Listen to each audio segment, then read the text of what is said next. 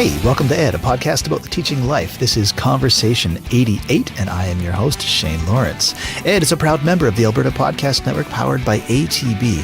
And this week, something a little bit different, actually a first. I'm having a conversation with two guests this week, former teacher and former guest, Maire Cervenak, and education journalist, Janet French. All right, well, hey, welcome. This is a bit of, I'm not quite sure how to do my intro. I normally have my smooth little intro that I kind of just roll along with, but this is different because today I'm joined by not one, but two guests. So today I'm joined by Janet French.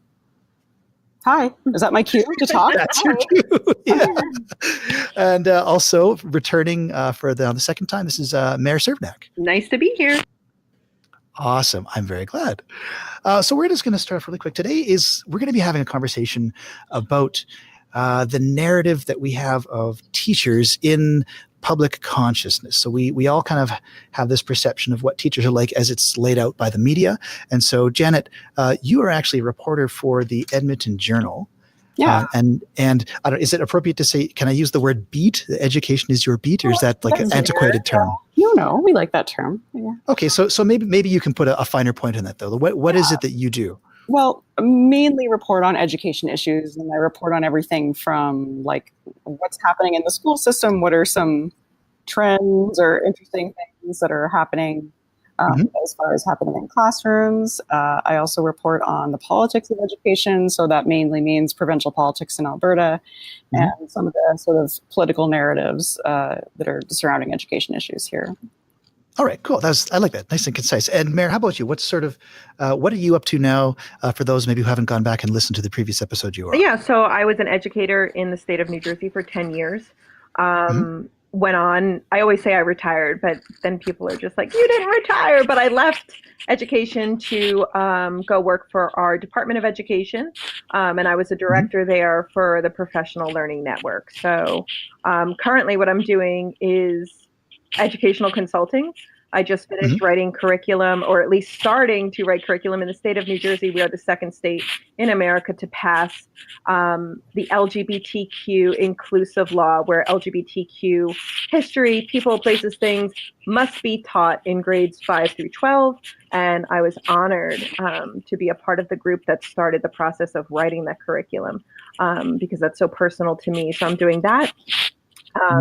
Some consulting work, blogging, and as you know, Shane, trying to figure out this podcast world, which is just, I don't know why this is so hard for me. I'm getting there.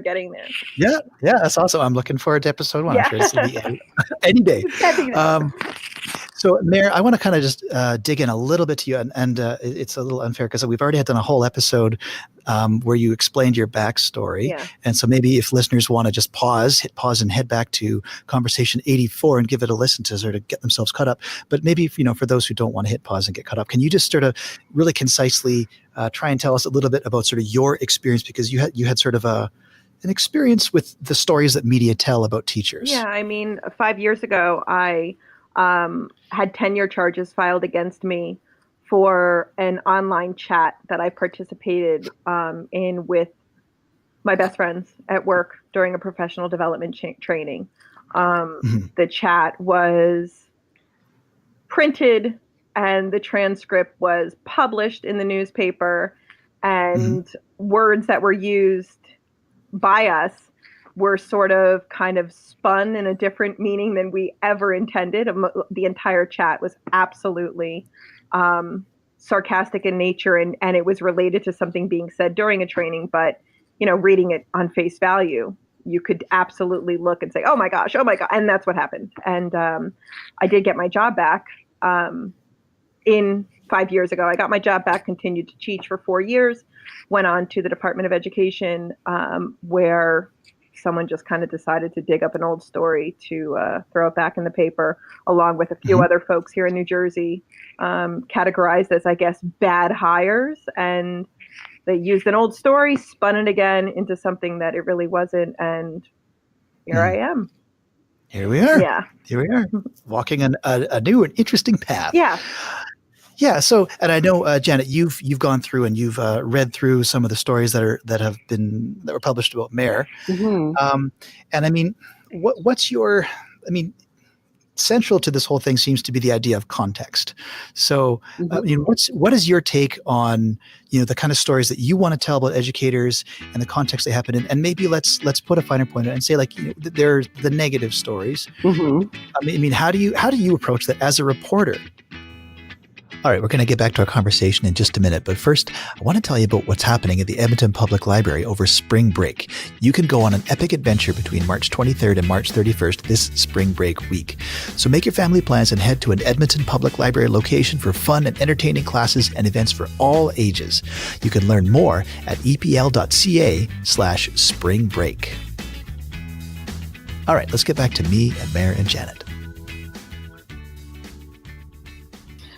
It depends on the story. I mean, everything's kind of its own beast, right? So, and I don't know how. First of all, I don't work for. I can't tell you what happened in that newsroom or why they made the decisions they did, and I can't also defend all journalism or, And we're not trying. We're not trying to put anyone on trial at any respect here. So I can only really tell you what I might do if I was in that situation. So I don't exactly know how teachers are disciplined, but the way it's done in Alberta is it's done through a professional association that's run by and funded by teachers called the Alberta Teachers Association. And the way it works is that if they have a report that they then investigate where somebody is suspected of serious misconduct, then they will have like a hearing that's kind of like a quasi-judicial, almost like a court case.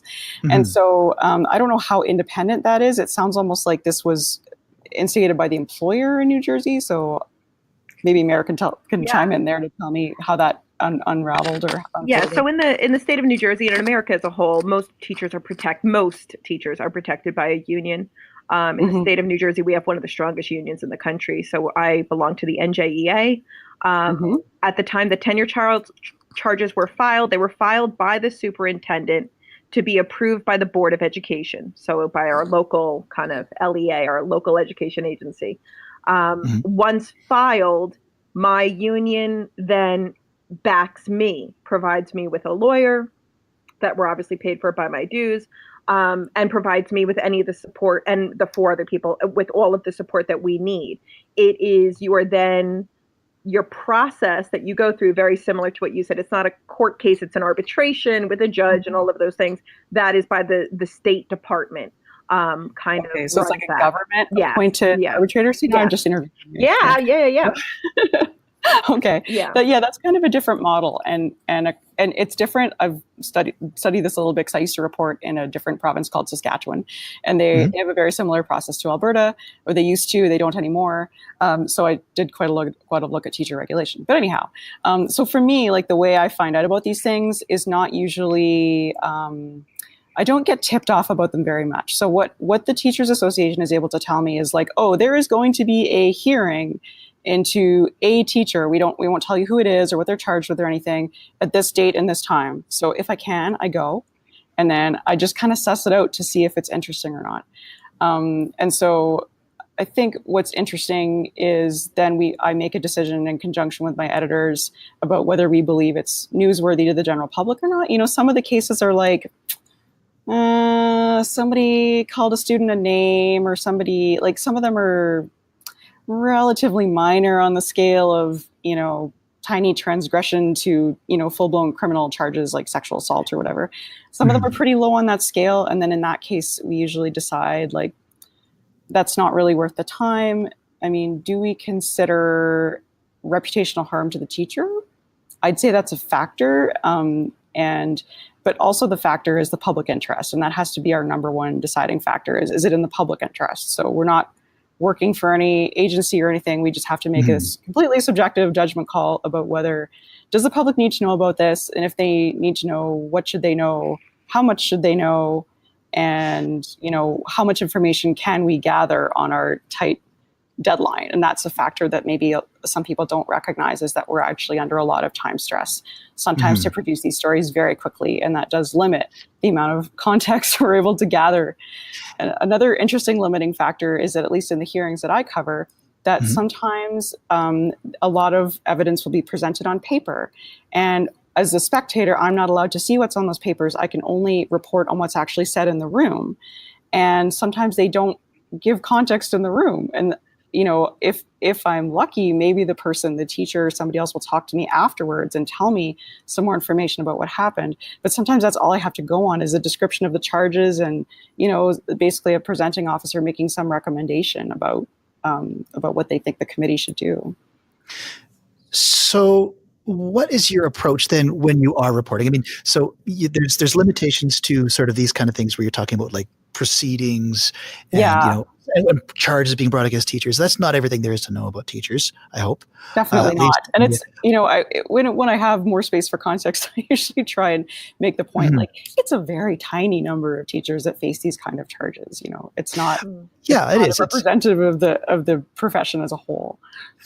Yeah. Okay. But here's something interesting. Okay. Because just for funsies, I sent out a tweet and I said, what do you think of when you think of educators, and then what do you think of what comes to mind when you think of educators as the media portrays them? Maybe a leading question. I don't know. But, I got stuff like, they said when I think of educators, this is an educator speaking, they said passionate, hardworking people who sacrifice a huge amount to help children find their versions of success.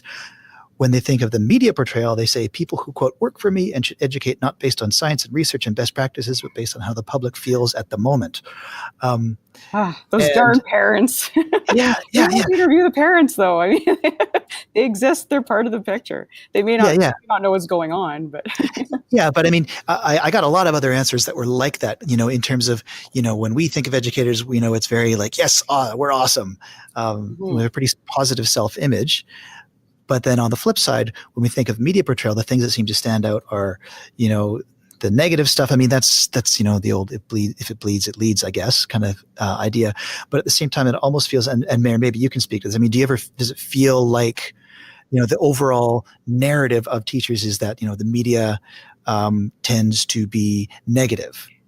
I mean, that's or positive. I mean, right. And disagree with me. That's fine.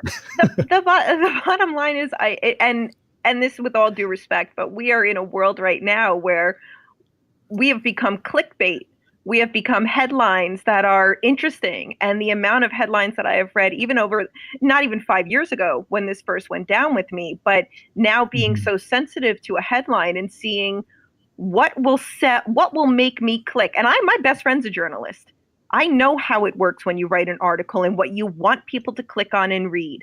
Now, when you click on and read my article with this teacher mock special ed student, there wasn't a student. I didn't have special ed students at that time. What we were doing was mocking something said in a training in an absolutely sarcastic manner. I have a friend who lost his job based on, and Shane, this is something you can kind of keep in the episode or not keep in, but if you read the article, he was not only charged with masturbation on school property, he was found guilty of it because he used a line from There's Something About Mary in the chat. And that is how ridiculous this is where I want to make this clear. My friend used a line from a movie. When we said he took a long time in the bathroom, he was charged with masturbating on school property based on a line from There's Something About Mary and found guilty of it with no due process, with no questioning by the arbitrator. And that was published in the paper. That seems like a problem that's twofold, because that sounds like, there's something from there's professional organizations. There was problems from this story, from the second, the superintendent, who, in our interpretation that no one else saw, there were issues internally happening within our district between the union and him. And this is a big union voice that was a part of this group that got in trouble. So when we explained the chat and when we explained, listen, no, you're taking that completely out of context. It's actually quite the opposite. We were award-winning teachers that did right by kids for years, that had parents that wanted their kids in our classroom. We loved our kids as much as we loved our own. And I accentuated this in the first episode that I recorded with you. I can't say that enough, that we were really, really good teachers that were used to create a chaos and a circus in a district that had its own circus going on. I mean, at one point, even in the, and you probably read this in the article, and I got ripped apart for this line in the chat that I actually forgot saying, where I insinuated that I would be promoted because I was cute and blonde. And the comments that I read in the newspaper article, number one, were, a lot of people debating whether or not I was cute. So that was one thing I had to read through, and went to the gym immediately afterwards because I was mortified. I signed up for the gym, and I thought, okay, well, I know. It was a rough night. So I thought, well, I'm going to go to the gym now because this guy's debating whether I'm cute. And the thing was, it was a joke within our district that if you looked at our district as a whole, it was blonde white women. And we made a joke that was the hiring practice. So when I said I'm cute and blonde, it was me going against how ridiculous I thought that was to be promoted for that reason. How they spun it was, I think because of that, I don't think I'm cute or blonde. Well, obviously I'm blonde, but you know what I mean.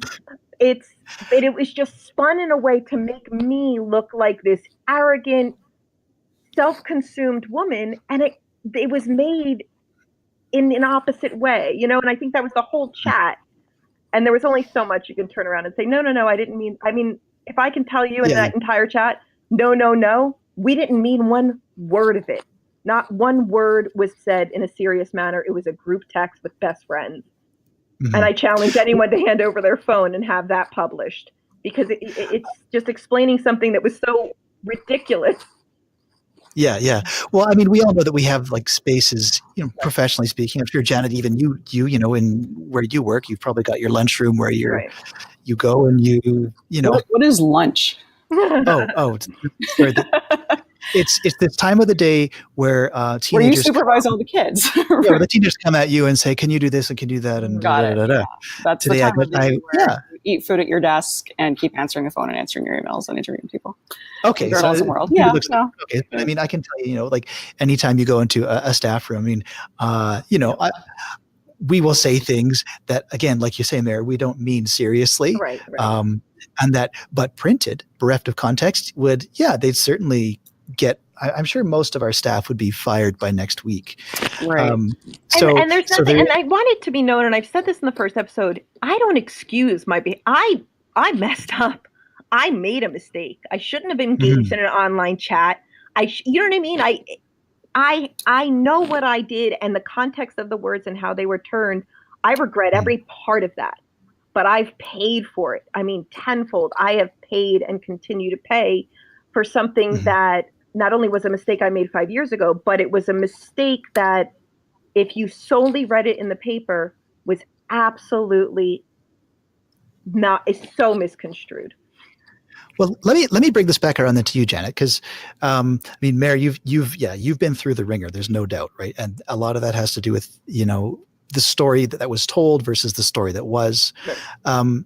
So how do you ever consider that as part of what you do? And I'm not saying, again, I'm not trying to hold anyone up here as being a target, but I'm just asking you, Jen. You are a reporter. Your job is to report these stories. So how do you balance, what the impact of your story is going to be versus, all the other considerations? Well, and that is a constraint of covering anything that's in like a court style process. And actually probably the issue we have this most with is covering court cases. Is people say, particularly court cases that are multiple days, and this has come up before when I've covered teacher hearings, is they take place over multiple days, and you get these angry emails like, you only told one side of the story. It's like, well, I only heard one side of the story today because that's the format that this thing is happening in, right? So that is one challenge, and it's not, from a journalistic perspective, it's not ideal. Ideally, from a journalistic perspective, everything would be happening right in front of me, and I would have equal time to get everybody's perspective and include it all with equal space, and that would be lovely. But that's not, unfortunately, how the world or a lot of organized processes work. And so that is a major challenge, and that's why you see the reporters go chasing after the people after court sometimes, is that, particularly in the court process, there isn't necessarily if the person doesn't get up to defend themselves in court, then you don't necessarily hear their perspective, right? So I don't think that voice. I don't think I'm arguing that it's a perfect system. I think what I would say though is that at least here, when it's not necessarily the public that is setting the standard for the expectations of teachers' behavior, it's their own profession, right? So teachers themselves, there's a piece of legislation that has decided, like, yes, this is the ethical standard we expect teachers to uphold both in the classroom and outside the classroom. This is how we expect them to live their lives. If they're not meeting that standard, then they end up before this committee, right?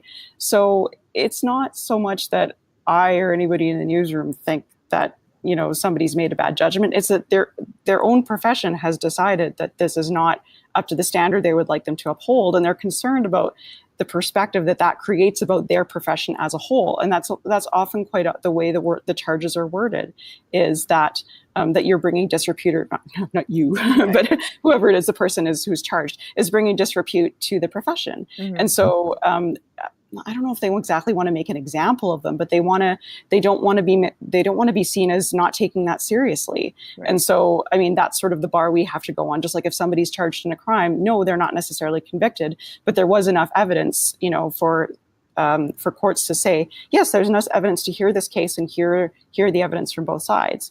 And so, like I said, it's not a perfect system, but it's a system that we have.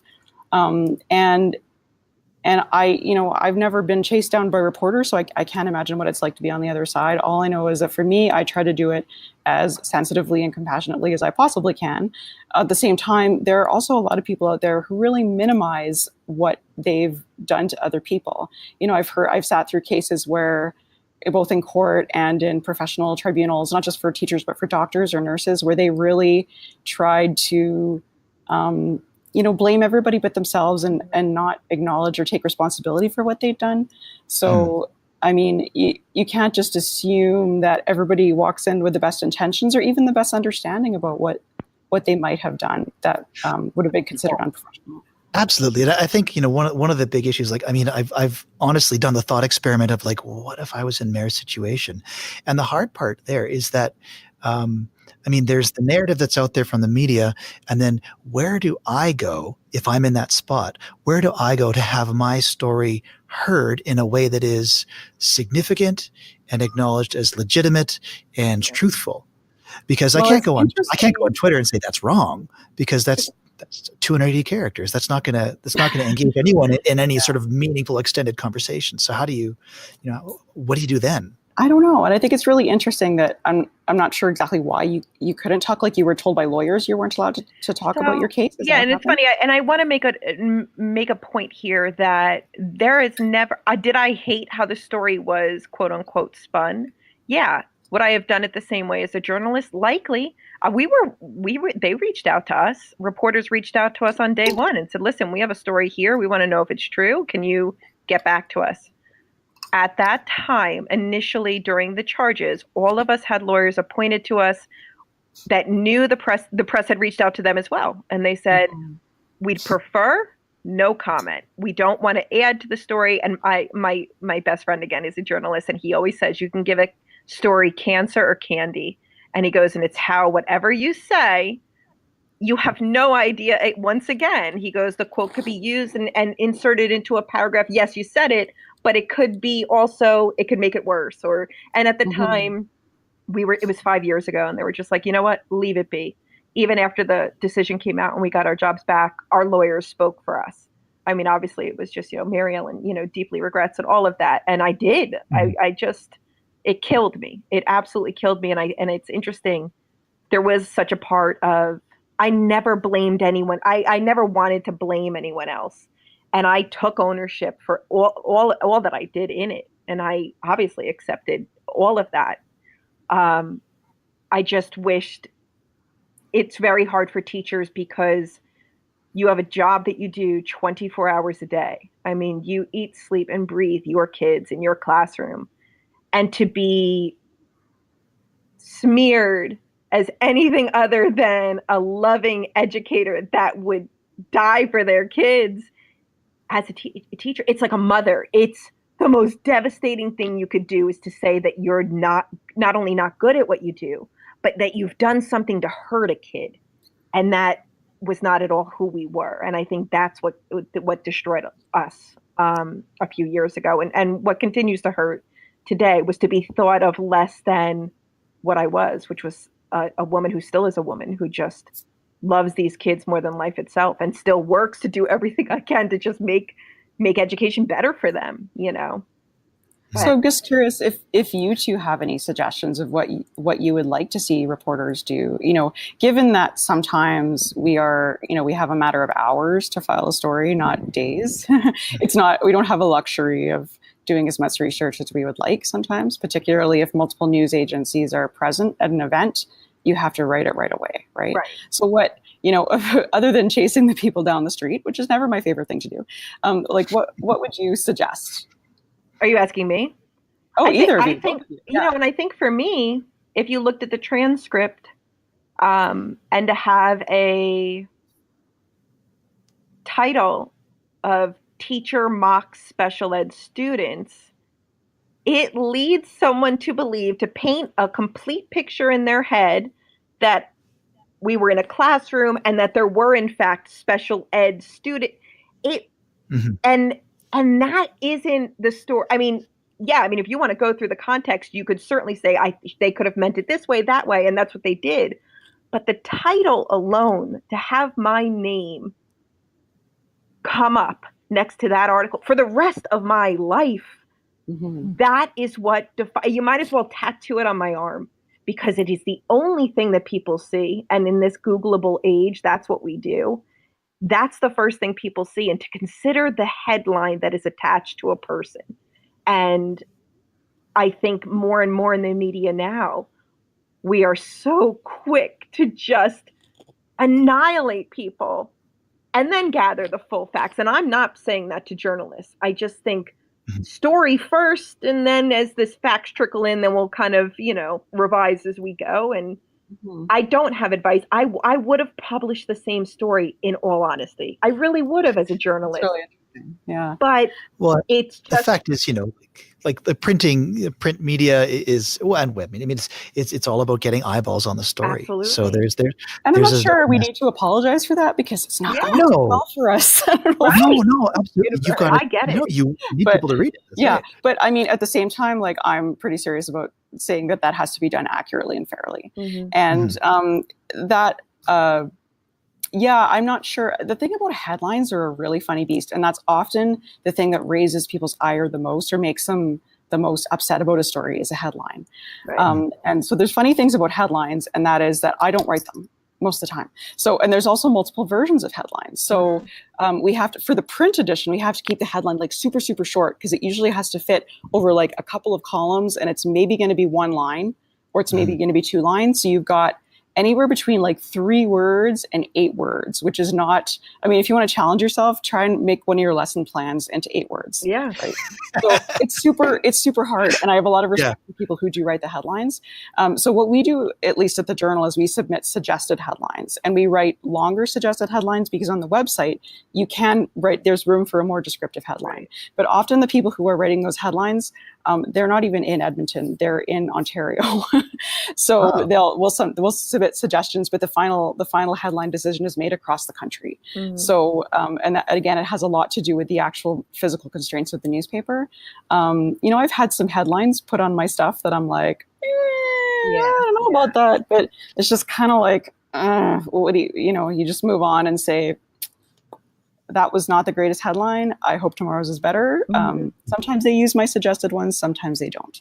But it's not always the person whose name is on it that comes up with that, or even chooses the picture, or we certainly don't choose where in the newspaper it's going to go. That's done by a group of editors every day who decide like what's the priority based on what else is happening. So decisions like that, and it makes sense that reporters should not be making those decisions, because everybody would just want their stories on the front page, right? Right. Yeah. 4 teachers join chat. You won't believe what happens next. Yeah. Right. Wow. Oh, well, thank you both so much for this conversation. This has been really great. I have really appreciated both your perspectives today. Absolutely. Thanks for listening to my sausage factory making of the news world. It's maybe a little more nuanced, and happens a lot faster in real time than people maybe realize. So it's like any narrative that we construct. I mean, we like to take, it's like the narrative that was constructed about Maire, and we like to construct a narrative about, these horrible, awful journalists who just are looking for clicks. And no, I'm just saying, and and these horrible, awful teachers who get on chats and say horrible, awful things. I mean, none of that is de facto true. Mm-hmm. It's we're all subject to a lot more. Well, we're subject to real life and context, and like you provided a lot of that for us today, Janet. Maire, you have as well, which I really appreciate. So, I think kind of what we're unearthing here is that, like anything you look into, it's a lot more complex than it simply appears. Mm-hmm. Nothing that can happen in 280 characters. So, I really do appreciate both of you just sharing more of your stories today. It's been great. So thank you both so much. Always a pleasure, Shane. Thanks for having me. This episode of Ed is brought to you by the Alberta Podcast Network, powered by ATB. It's a network of Alberta-made podcasts covering almost every topic imaginable. And I gave a shout out in Meatspace to one of my coworkers about this podcast just this morning. It's called That's a Thing. And if you're a teacher, and odds are if you're listening to this, you probably are, it's worth a listen.